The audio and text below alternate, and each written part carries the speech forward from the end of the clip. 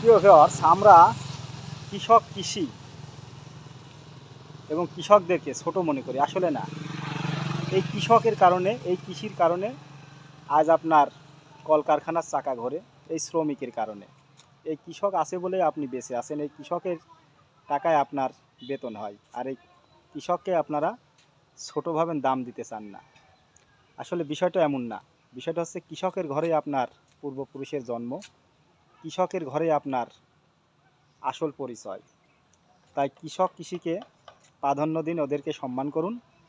কারণ এদেশে কেউ সাহেব না, কেউ প্রধানমন্ত্রী হয়ে আসেনি উপর থেকে। সবাই কিন্তু এই কৃষকের পেট থেকে, কৃষকের উত্তরসূরি এবং কৃষকের বংশগতভাবেই তাদের জন্ম।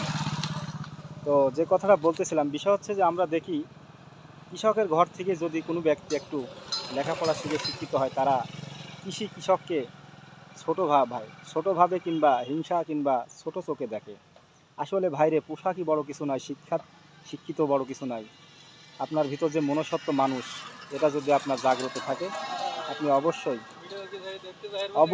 আপনি